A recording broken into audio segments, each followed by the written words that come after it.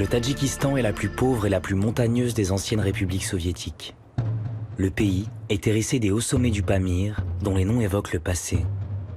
Ici, l'étude des noms de lieux, que l'on appelle la toponymie, prend une forme singulière tant elle est étroitement liée à la révolution russe. La toponymie, c'est comme les coquillages qui restent sur la plage quand la mer s'est retirée. L'URSS est partie, l'Union soviétique est morte, Moscou n'a plus de pouvoir ici, mais il reste des pics qui s'appellent l'officier soviétique, le Mont Révolution, le pic Lénine, le pic du maréchal Joukov. Et tout ça est une forme de rappel de ce qui s'est passé dans la région pendant un siècle. Sylvain Tesson est l'un des écrivains voyageurs les plus appréciés des Français. En 2014, un très grave accident lui a laissé de nombreuses séquelles. Moins de 2 ans après, il a décidé de repartir aux confins du Tadjikistan pour commémorer la révolution d'octobre à sa façon. Une expédition qu'il a baptisée Octobre Blanc. Un voyage un peu fou, comme il les affectionne.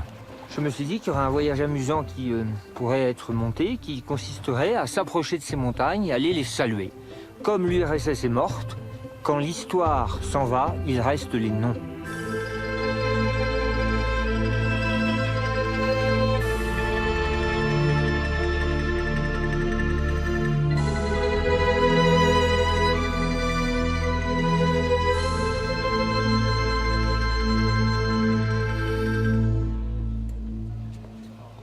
Le voyage commence à Douchambé, capitale du Tadjikistan.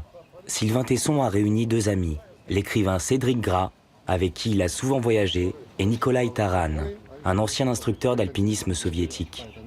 C'est lui qui guidera l'équipe sur les glaciers. Le 4e homme du voyage, Sourad Toymastov, est un photographe tadjik, l'un des rares à bien connaître les hauts plateaux du Pamir.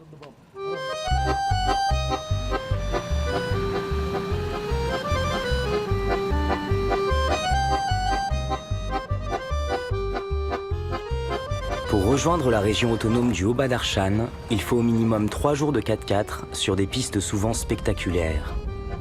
Après avoir longé la vallée de l'Amou Daria, frontière avec l'Afghanistan, le cheminement remonte une série de gorges vertigineuses et domine des flots bouillonnants. Au 2e jour du voyage, la piste quitte l'axe principal pour remonter la vallée de Bartang, qui transperce les plus hauts sommets du Pamir.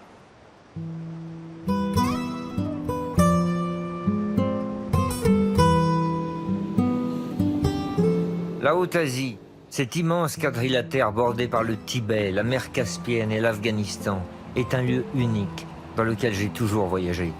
Une terre dure, un royaume du mouvement, du nomadisme, un confin de montagnes et de steppes, avec des dimensions qui font apparaître notre Europe de l'Ouest comme un petit jardin potager.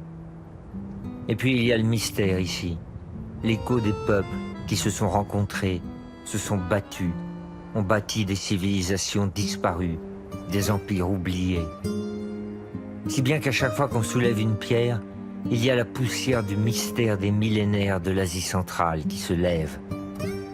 C'est pour cela qu'on éprouve quelque chose de particulier en voyageant dans ces montagnes. Un sentiment lourd, étrange, que l'on ne retrouve ni dans les Alpes, ni même dans les régions himalayennes. Да, и здесь спуск идет, здесь есть перевал. Ok, donc en fait c'est la chaîne des communards. Aujourd'hui, on était sur cette route qui relie la frontière afghane à la frontière kirghize, en balafrant comme ça le Haut-Pamir, le Gorno-Badakhshan. Là, on se trouve ici, au sud de la chaîne de l'Académie des sciences, au pied du pic de la Révolution qui aujourd'hui s'appelle le pic Indépendance, et on est à mi-chemin entre la frontière afghane et la frontière kirghize.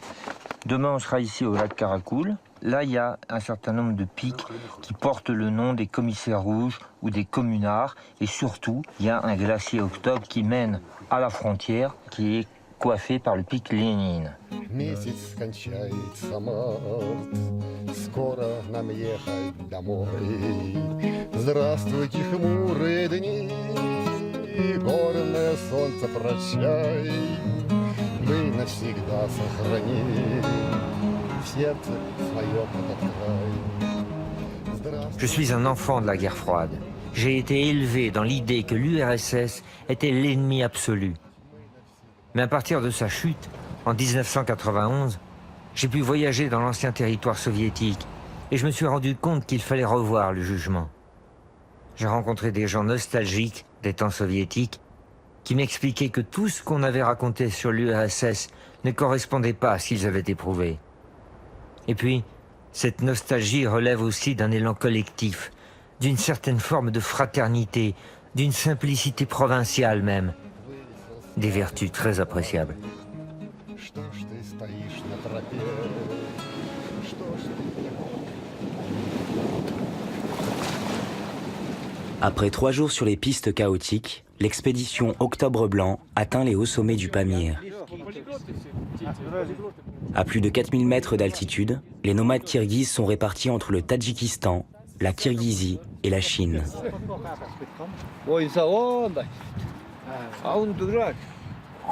À l'époque soviétique, ils n'avaient aucun contact avec les nomades chinois, à cause de la frontière qui était sévèrement gardée. Aujourd'hui, ils sont citoyens du Tadjikistan, mais en réalité, ils ne vont jamais à Douchanbé, la capitale, et parlent à peine le tadjik. La langue russe, héritage de l'URSS, reste le meilleur moyen pour communiquer. Между народы люди или ваш? Как считается? Легко.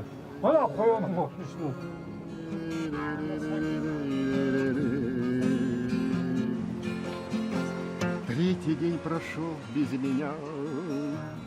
Я сдался там на войне. Ils nous ont raconté un petit peu leur vie ici. On est sur leur campement d'été. Ils vivent leur vie de nomades kirghizes dans ce haut plateau qui ressemble à toutes ces zones, ces grands espaces comme la taïga en Russie, j'imagine l'Amazonie au Brésil, ces immensités qui échappent un petit peu aux États auxquels ils appartiennent. L'hiver, ils vivent à Karakoul, nous allons aller très bientôt, dans un petit patelin, mais qui a l'électricité, qui a une école, qui a une grande route qui la relie au reste du monde. C'est comme ça qu'ils vivent, entre la civilisation et les hauts plateaux.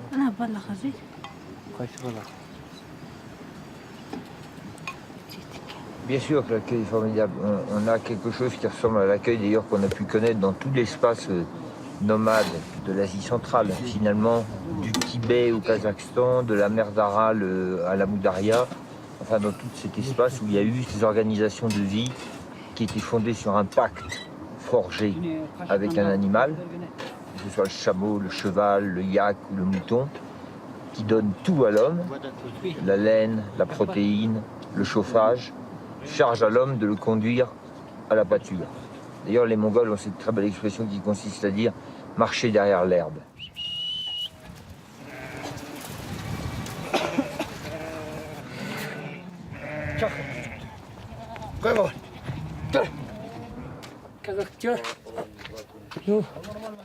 Au dernier campement nomade visité, le père de famille se nomme Jafar. Lui ne vit pas sous la yourte, mais dans une petite maison héritée de l'époque des Sovkhozes. Vous êtes combien à vivre ici? On a 5 enfants. Ma femme. Voilà, on est 7. La tradition kirghize, c'est que le plus jeune doit s'occuper de ses parents jusqu'à la mort de ses parents. Il n'a pas le droit de quitter le campement. Il n'a pas le droit. Et moi, quand je serai âgé, eh bien le petit qui est sur mes genoux, c'est lui qui s'occupera de moi. Encore du thé, Sylvain? Ici, dans cette petite vallée, c'était un des territoires du Sovkhoze. À l'époque, tout était plus organisé. Tout était collectif. Au temps du communisme, les Russes nous aidaient. Les Russes sont des gens bien, des gens bons. Ils nous nourrissaient. On n'oubliera jamais. Et avant, il y avait des magasins ambulants qui venaient jusqu'ici. On pouvait acquérir la farine qui nous manque beaucoup. Les médecins venaient. Il y avait des pharmacies aussi. C'était une belle vie. Quand tout ça s'est disloqué, c'est devenu difficile. Sans élevage, sans troupeau, on ne pourrait pas vivre.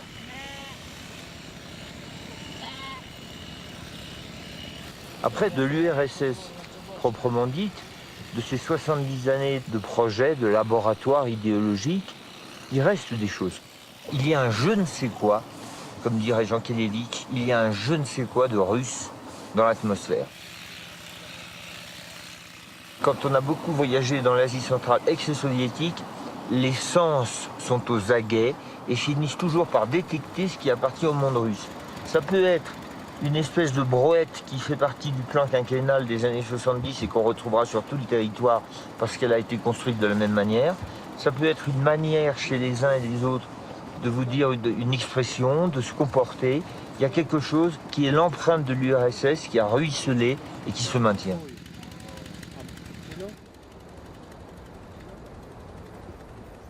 Au-delà de cet ultime campement, il n'y a plus de piste, ni même de chemin pour rejoindre la vallée du glacier Octobre. C'est l'inconnu. Heureusement, Jafar a accepté d'accompagner l'équipe jusqu'à l'ancien camp de base du glacier Octobre, distant d'une 30aine de kilomètres. On peut traverser la rivière après? Да, можно. Мост есть или... Не, мост нету, но там не такая река, там речка маленькая. Ah, это маленький река. Да. On attaquera, si on peut, une ascension sur un des sommets dont le nom est vraiment un marqueur de l'histoire soviétique. Toute cette région-là, en toponymie, elle est extraordinaire. On a un pic du maréchal Zhukov qui est ici, juste au sud du pic Lénine. On a ce glacier Octobre. La mer s'est retirée, mais elle a laissé des beaux coquillages sous forme de noms sur les sommets. Et il y a même un pic des Invalides ici, pour si jamais ça tourne mal.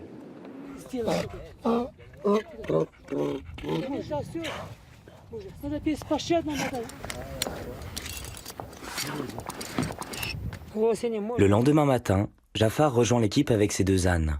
À partir d'ici, ils abandonneront les véhicules et partiront à l'aventure de leur quête toponymique. Sylvain et ses amis seront en autonomie complète pour une semaine.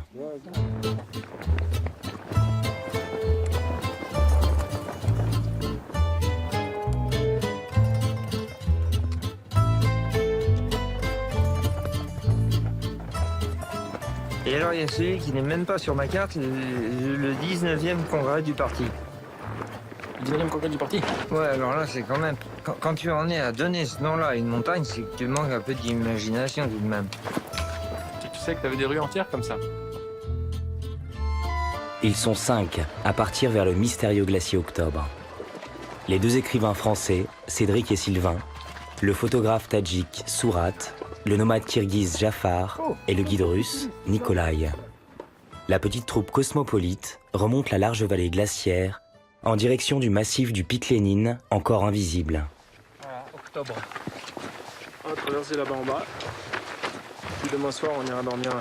La révolution est en marche.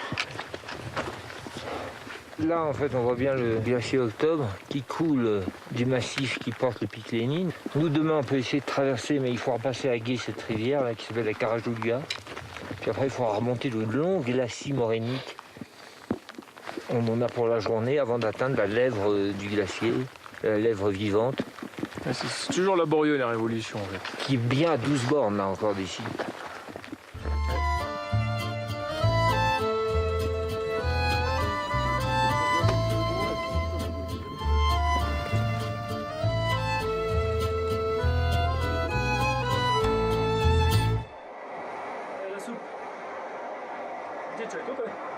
Là, il y a un petit poêle.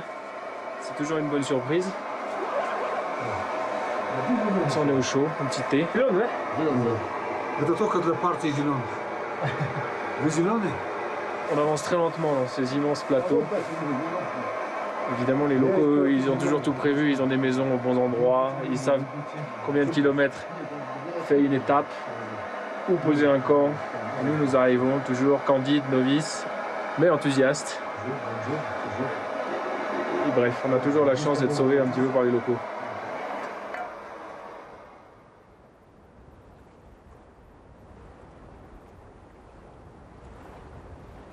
Moi, j'écris tout le temps, même quand je ne suis pas en voyage. D'ailleurs, je pense que je suis toujours en voyage, même lorsque je suis sédentaire. J'écris toujours parce que ma mémoire est une entreprise de désagrégation permanente de ce que je vis. Et donc, je confie à mes calepins le soin de se souvenir des choses. Il y a aussi une autre raison d'écrire en permanence, c'est que le fait d'avoir le rendez-vous assez soutenu avec sa page d'écriture oblige à un peu mieux structurer sa pensée, ses réflexions, sa méditation. de voyageurs. Moi, je ne crois pas du tout à l'idée, enfin, j'admire beaucoup ça, de la méditation consistant à faire le vide. J'aimerais beaucoup réussir à faire le vide. Moi, j'essaie plutôt, au contraire, d'essayer de structurer le trop-plein de pensée, c'est un bien grand mot, mais d'impression, pour que ça ne crée pas le brouhaha en moi. Et le fait de savoir que je vais l'écrire m'oblige à cette structure-là. C'est comme un rendez-vous, la page blanche. Marx, c'est très important. Лыжи у печки стоят, гаснет закат за горой.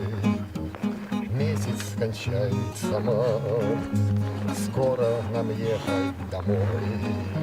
Здравствуйте, хмурые дни, горное солнце прощай. Мы навсегда сохраним в сердце своем этот край. Здравствуйте, хмурые дни, горное солнце прощай. Мы навсегда сохраним в сердце своем этот край. Обычно мы с конем приехали, да? Вот здесь ехали. А сейчас воды здесь мало сейчас. Да, сейчас мало, да. Мало. Вот здесь, когда воды будет, да? Вот здесь тоже воды будет. После обеда. Полно будет. Да, после обеда.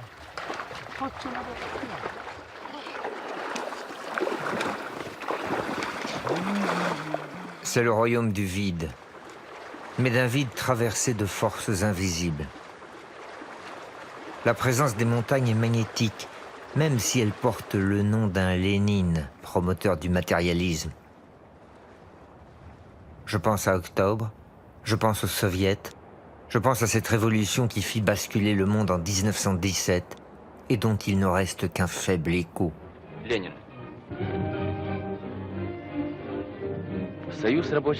Octobre 17, c'est ce moment où Lénine réussit à faire cristalliser l'espèce de montée de contestation dans la paysannerie chez les ouvriers.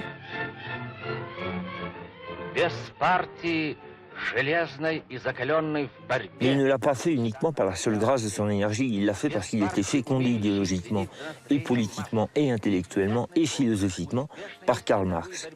D'ailleurs, on appelle l'action de Lénine le marxisme-léninisme. Marx était l'idéologue, il avait besoin d'un contremaître ou d'un tacticien, ou de, je ne sais pas comment on peut appeler ça, ou d'un adjudant-chef pour mettre en acte son idéologie. Et c'est Lénine qui a servi d'étincelle au baril de poudre philosophique qui était le marxisme. Il ne faut pas prendre le marxisme pour une simple philosophie visant à essayer de reconsidérer l'organisation sociale. Le marxisme, c'est une entreprise de conquête du pouvoir. D'ailleurs, si on s'en tient à la seule sémantique, Marx parle de lutte des classes et de dictature de prolétariat. Dans la lutte et la dictature, il y a la violence. Moi, la chose que je pense, c'est que Marx, le marxisme, ça serait, d'un pur point de vue évangélique, une très belle manière d'ordonner et de gouverner sa propre vie intérieure, spirituelle et individuelle, mais que malheureusement, l'idéologie marxiste appliquée par Lénine aux collectivités et aux foules, ça donne les ravages que l'on a connus au long des 70 ans d'expérience soviétique.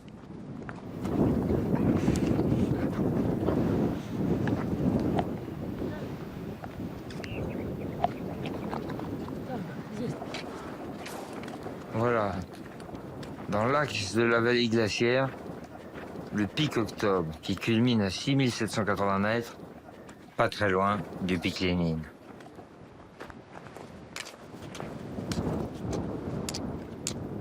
Au soir d'une belle journée de marche, Sylvain et Cédric arrivent à l'endroit où se dressait autrefois le camp de base du glacier Octobre. Aujourd'hui, il ne reste plus qu'un petit monument, témoignage d'un passé à présent révolu. 1978, une expédition pour les 350 ans de la ville de Krasnoïarsk en Sibérie. Ici, il y a une plaque qui doit dater, alors on n'arrive pas très bien à lire la date, 28 août quelque chose. Ici sont passés le procureur Arkhiomli Ziekov et le milicien Zimchoyev. Ah, ils étaient bien gardés. Alors il y en a encore plein là-bas. Ça c'est une expédition de la République soviétique socialiste géorgienne, 1960. D'ailleurs, Ils ont tous des noms, regarde. Géorgien, lui, s'appelle Gorgdevichidze. Вот здесь, вот, все палаты. В 85 году 10 здесь пришел. C'est en 1985 que je suis venu la première fois. Здесь. Вот здесь маленький город был. Здесь. Il y avait une petite ville ici. Когда придешь, вот волейбол играли. Les gens jouaient au volleyball, au Ну, football. всё хорошо было здесь. Геолог, альпинист. Il y avait des все. géologues, des alpinistes. Скучно будет, мы здесь с конем. Quand on s'ennuyait, on venait à cheval. On prenait nos chevaux et on venait ici pour boire du thé, Обратно домой. pour écouter des chansons. Полно бараны, ктазы. Там Il y avait des troupeaux partout. C'était le paradis. пусто было. Ну, быстро, ну, быстро. Dès 1993, c'était vide, 2 ans après la chute de l'URSS. Обида была. C'est allé très vite, tout a disparu. Ça m'a fait mal. Не думали, мы тоже не думали. À l'époque, on s'en rendait pas compte, mais ça fait mal. Здесь перед- Maintenant, c'est fini, c'est vide. Скучающий поедешь, On ne peut que se souvenir de cette époque думаешь, думаешь, et а потом repartir. Pour la première fois depuis des décennies, quelques tentes se dressent au camp de base du glacier Octobre. Et la vie, même ténue, irradie à nouveau ce monde froid et minéral. À partir de maintenant, c'est Nikolai, l'ancien instructeur soviétique, qui va prendre les commandes. La réussite de notre entreprise, c'est la vitesse de marche. Une moindre soufflement, on s'arrête, et puis on ralentit. Et dans ce cas-là, ça va marcher bien.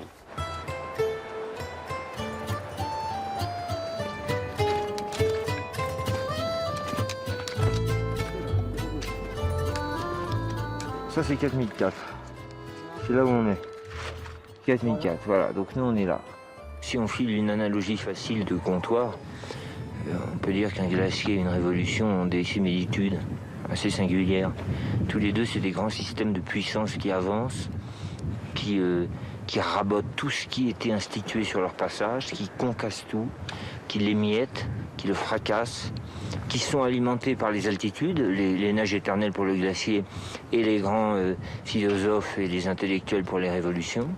Et puis, une fois que la grande masse, que le grand système de puissance a fait son chemin et a tout emporté sur son passage, il finit par s'auto-épuiser, par s'auto-détruire, par fondre et par disparaître.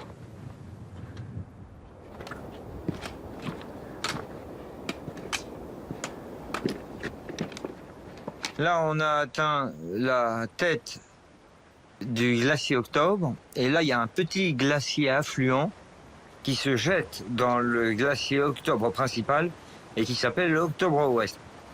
Le glacier Ouest Octobre, voilà, c'est celui qu'on voit ici. Sylvain et ses compagnons d'aventure posent enfin le pied sur un glacier dont le nom évoque la révolution russe. Octobre Ouest, comme un baptême toponymique en pente douce qui permet à l'équipe de monter installer son camp d'altitude à 5000 mètres. Ici, c'est ce qu'on appelle le troisième pôle parfois. Tout est tellement plus grand qu'ailleurs sur la Terre, les glaciers notamment, parmi les plus longs, ce sont les plus longs d'ailleurs, si on accepte les pôles. Le premier bivouac ouvre les portes d'un nouveau monde, dont Nikolai est le souverain. Véritable force de la nature, il a été sélectionné très jeune dans les meilleures équipes d'alpinisme de l'ex-URSS. Je suis né en Sibérie, dans un petit village au bord du lac Baïkal. À l'âge de 17 ans, je suis entré à l'université linguistique pour étudier des langues étrangères, français et anglais. Et puis, de seul coup, première année de mes études, j'ai commencé à faire de l'alpinisme. Et j'arrête pas, juste maintenant.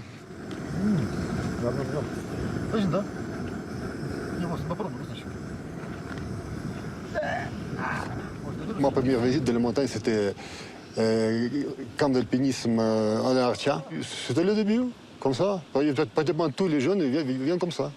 S'il est capable de faire quelque chose, tout de suite, il est choisi par des équipes, par des entraîneurs. Et c'est comme ça. Chaque année, parce qu'à l'époque, comme je l'ai dit, c'était très, très bien organisé. Ici, au niveau de l'Asie centrale, on avait 4 camps d'alpinisme. L'alpinisme était une discipline très populaire du temps de l'URSS. Les valeurs promues par le régime étaient célébrées dans cette activité qui réunissait courage, solidarité et esprit de conquête. Molotov, l'un des dirigeants les plus influents de l'ex-URSS, allait jusqu'à dire que l'alpinisme constituait une des réalisations du socialisme. Chaque été, des camps de montagne réunissaient des femmes et des hommes venus de toutes les républiques de l'Union.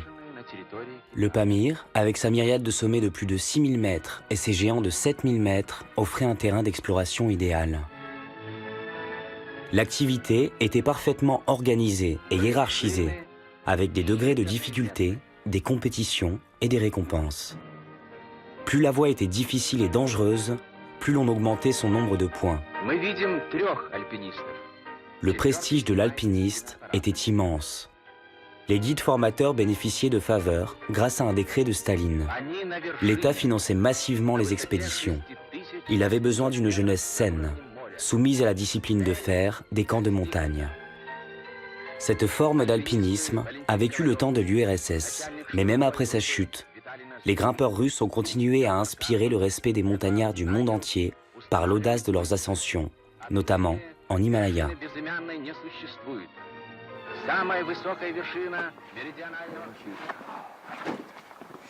Crampons, la corde, et tout ce qu'on a comme broche de glace. Pour l'instant, ça va. Parce que nous, on va viser là-bas. Ah ouais.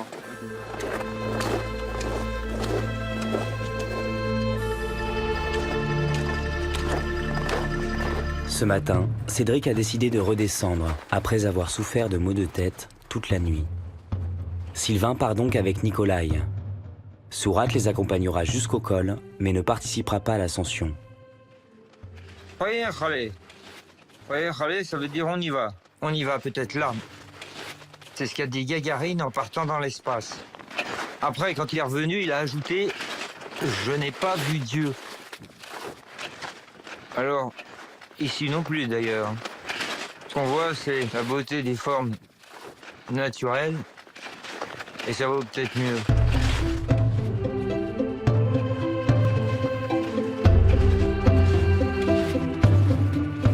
Dans l'existence, tout est question de mise en œuvre, de mise en acte.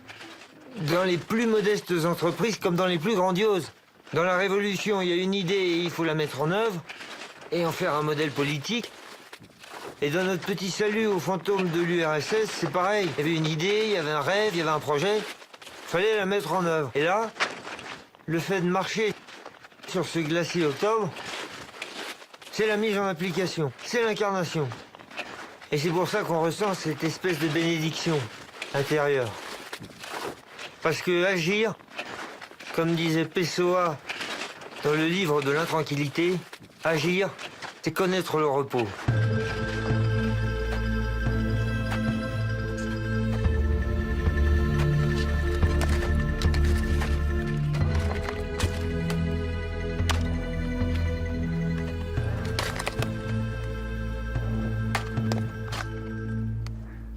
Nous sommes arrivés au bout du glacier d'Octobre-Ouest et nous allons maintenant faire l'ascension d'un petit mont qui doit être à 400 mètres de dénivelé au-dessus du col, qui permettra d'avoir une meilleure vue du massif et qui vient verrouiller le cercle glaciaire du glacier d'Octobre-Ouest. Là pour l'instant nous sommes à 5100 mètres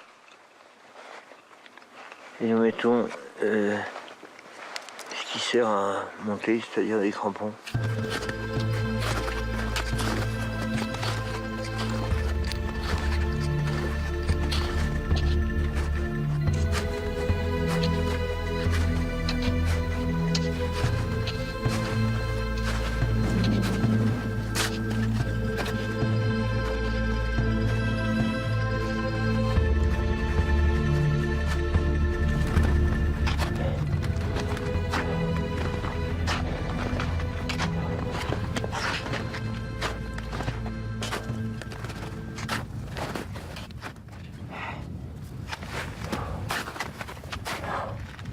Je sais pas où est le corniche, je sais pas. À quel endroit? C'est à droite, c'est à gauche.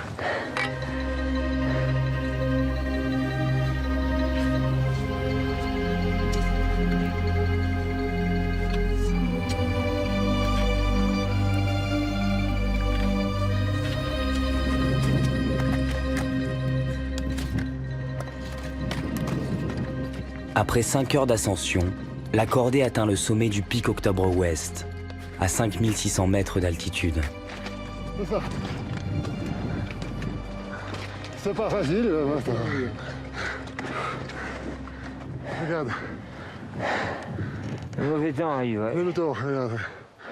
Faut descendre très très vite. L'alpinisme, à chaque fois qu'on en fait, on se dit que c'est la dernière fois, et puis dès qu'on arrive au sommet, on est tellement heureux qu'on se dit qu'on recommencera.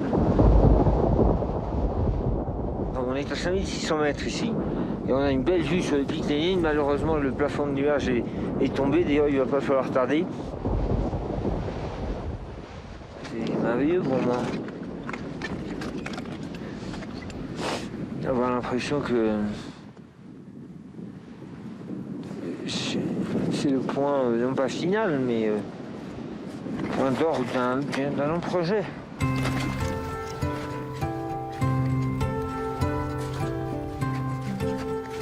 Cette envie de commémorer la révolution d'octobre est née au cours d'une marche que j'ai effectuée en France pour me rééduquer après un accident. D'ailleurs, rééduquer est un terme éminemment soviétique. Cela dit, personne ne célébrera vraiment cet anniversaire dans la mesure où il n'y a pas de vrai nostalgique de cette période. On ne peut pas être nostalgique d'un épisode politique qui a conduit au goulag.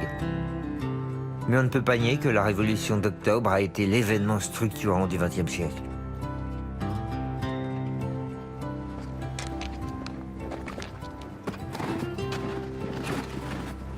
Adieu la glace, adieu le blanc, adieu octobre, adieu le glacier octobre. 3 jours sur un glacier, c'est toujours la même chose, que ce soit dans les Alpes ou au Pamir. On a l'impression de pousser une porte, et c'est le jardin féerique. On pousse la porte et on arrive là-haut, à cet endroit où l'homme n'a pas sa place. C'est peut-être pour ça que c'est un endroit aussi appréciable.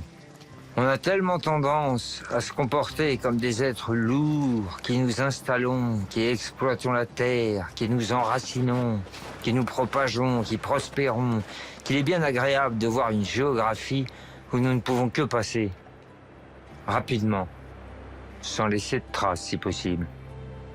Nous sommes là dans des endroits qui n'ont pas vraiment besoin de nous. Et ça leur donne toute leur noblesse.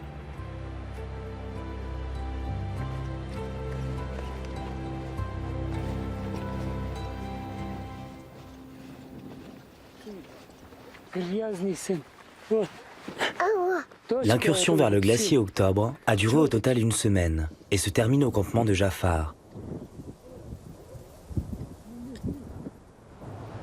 L'équipe va poursuivre son voyage plein sud pour rejoindre la frontière afghane et la vallée de la Moudaria. Avant leur départ vers le pic Karl Marx, Sylvain et ses compagnons de voyage assistent à une petite cérémonie de village dans une salle de spectacle de pure tradition soviétique.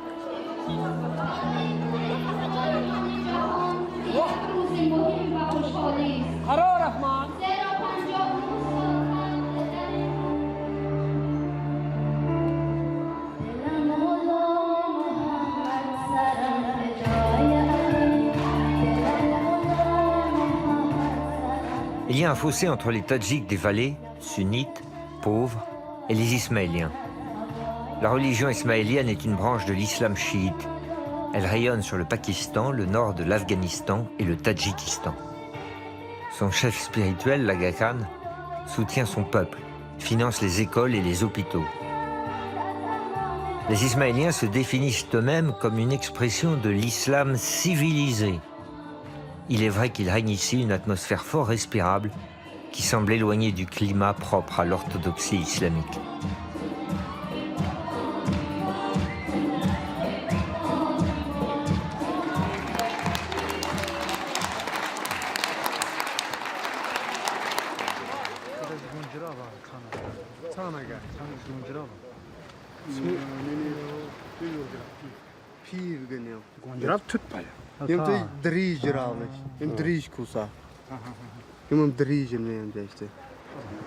Je suis bien heureux parce que ça y est, on part. On est dans un petit village ismaélien. On a rejoint des âniers. On fait une petite caravane et on va monter jusqu'à 4000 puis 5000 mètres pour faire des camps. Et puis le dernier jour, on fera un sommet à 6200 mètres qui est exactement devant le Karl Marx et le pic Engels. Marx et Engels ayant donné leur nom au sommet qui était le plus au sud de l'Union soviétique, à la frontière afghane. L'Afghanistan se trouve juste là, quasiment à jet de pierre, et en tout cas à portée de tir.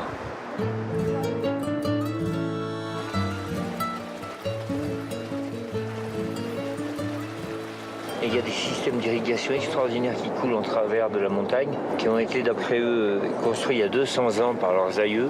C'est vraiment un travail de génie de l'irrigation.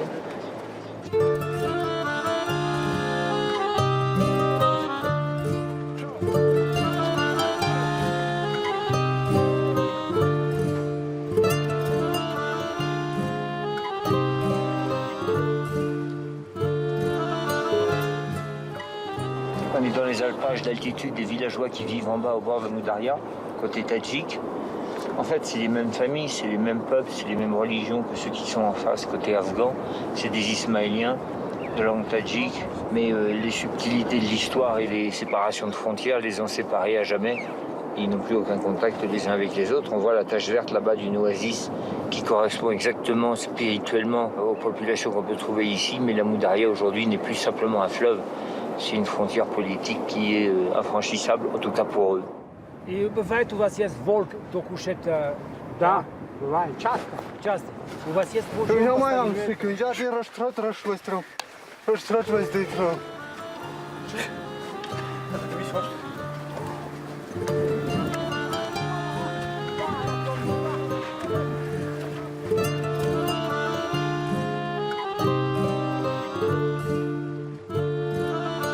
Tout au long de la journée, l'itinéraire offre un panorama spectaculaire sur les massifs de l'Hindou-Kush afghan. Une chaîne de montagnes méconnues, dont la plupart des vallées et des sommets demeurent inexplorés. Après 1500 mètres de montée, l'équipe arrive sur un alpage accueillant, bien connu des bergers ismaéliens qui les accompagnent.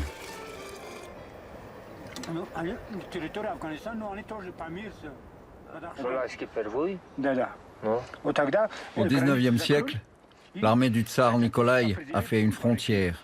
De l'autre côté, c'est devenu l'Afghanistan et ici, le Tadjikistan. À cette époque-là, tout s'est fermé.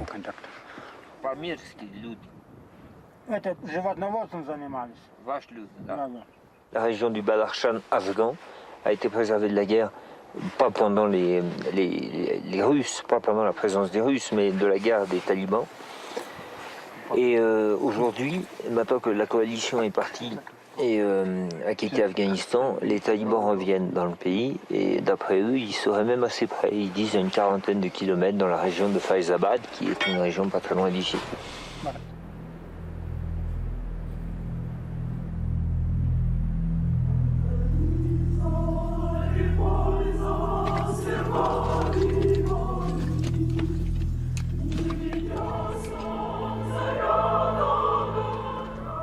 C'est le dernier jour en altitude pour l'expédition Octobre Blanc.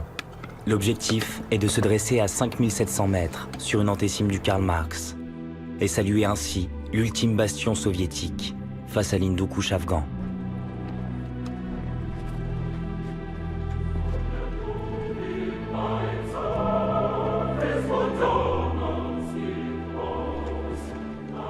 Le seul qui pourrait ne pas se réjouir de cette petite entreprise, c'est Karl Marx lui-même. Parce qu'il est victime d'un paradoxe énorme. Celui qui a promu l'idée du matérialisme et de la critique absolue de la religion comme d'une espèce de production fabulatrice des hommes, il se retrouve ici. Il a donné son nom à un sommet qui couronne une vallée qui probablement est la vallée de toute la planète qui a vu passer le plus de religions.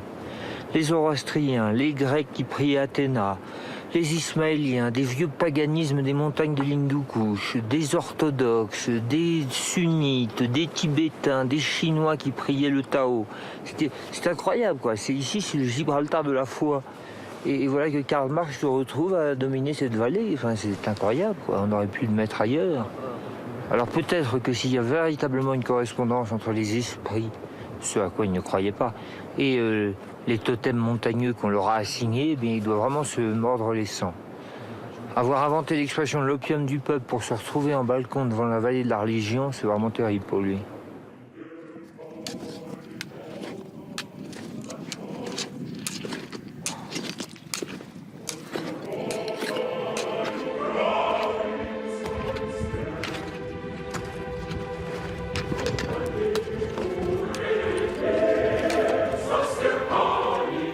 Au-delà de 5700 mètres, le manque d'oxygène se fait durement ressentir pour Sylvain. Quelques mois seulement après son accident, monter à une telle altitude relève de l'exploit. Finalement, Octobre Blanc pourrait se conclure par un petit exercice de toponymie intime. Cette antécime sur laquelle nous arrivons, face au Karl Marx, ne porte pas de nom. Et ce serait une belle ironie que chacun d'entre nous lui en attribue un.